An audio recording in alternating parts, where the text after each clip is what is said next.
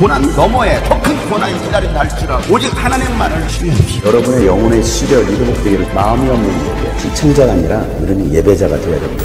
샬롬, 마라나타 주님을 찬양합니다. 예수님은 이 땅에 다시 오실 것입니다. 주님 오심을 사모하며 오늘도 주님과 함께 살아가는 복된 날 되기를 간절히 소망합니다. 함께 나눌 말씀은 고린도전서 15장 12절부터입니다. 그리스도께서 죽은 사람 가운데서 살아나셨다고 우리가 전파하는데 어찌하여 여러분 가운데 더러는 죽은 사람의 부활이 없다고 말합니까? 죽은 사람의 부활이 없다면 그리스도께서도 살아나지 못하셨을 것입니다. 그리스도께서 살아나지 않으셨다면 우리의 선포도 헛되고 여러분의 믿음도 헛될 것입니다. 우리는 또한 하나님을 거짓되이 증언하는 자로 판명될 것입니다. 그것은 죽은 사람이 살아나는 일이 정말로 없다면 하나님께서 그리스도를 살리지 않으셨을 터인데도 하나님께서 그리스도를 살리셨고 하나님에 대하여 우리가 증언했기 때문입니다. 죽은 사람들이 살아난 일이 없다면 그리스도께서 살아나신 일도 없었을 것입니다. 그리스도께서 살아나지 않으셨다면 여러분의 믿음은 헛된 것이 되고 여러분은 아직도 죄 가운데 있을 것입니다. 그리고 그리스도 안에서 잠든 사람들도 멸망했을 것입니다. 그리스도 안에서 우리가 바라는 것이 이 세상에만 해당되는 것이라면 우리는 모든 사람 가운데서 가장 불쌍한 사람일 것입니다.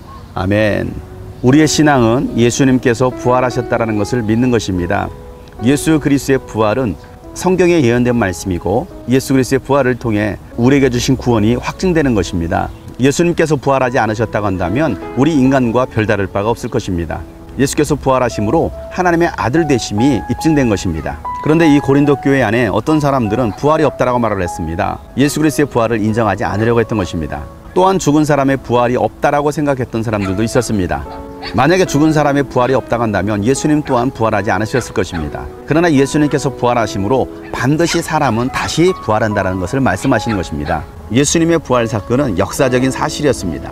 저도 예수 그리스도의 부활을 선포하지만 믿는 사람들 모두가 예수 그리스도의 부활을 이야기하고 있습니다. 예수님께서 부활하지 않았다고 한다면 제가 선포하는 이 말씀도 헛된 것이 될 것입니다. 또한 여러분이 전하는 것도 헛된 것이 될 것입니다. 예수님이 정말로 부활하지 않았다고 한다면 우리의 믿음은 헛것이 됩니다. 아무런 유익이 없는 것입니다. 그리고 우리는 여전히 죄 아래 살게 될 것입니다. 그런데 예수님께서 부활하심으로 우리의 모든 그 죄 문제가 완벽하게 해결된 것입니다. 그래서 우리를 사망에서 생명으로 옮기신 것입니다.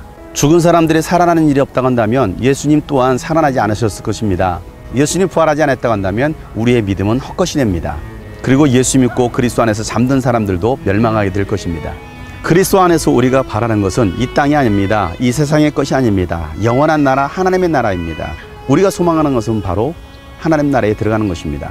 만약에 우리가 바라는 것이 이 세상에만 해당된다면 우린 모든 사람 가운데서 가장 불행한 사람이 될 것입니다. 왜냐하면 예수님 때문에 모든 것을 버리고 예수를 믿고 따르기 때문입니다. 때로는 예수님 때문에 핍박을 받고 순교하기 때문입니다. 그런데 이 땅이 전부라고 한다면 굳이 그렇게 할 이유가 없는 것입니다. 핍박을 당하고 고난을 당하고 또 순교하는 것은 바로 부활이 있음을 믿기 때문입니다. 사랑하는 여러분, 오늘도 이 부활을 소망하면서 살아갈 수 있기를 바랍니다. 그날이 곧 오게 될 것입니다.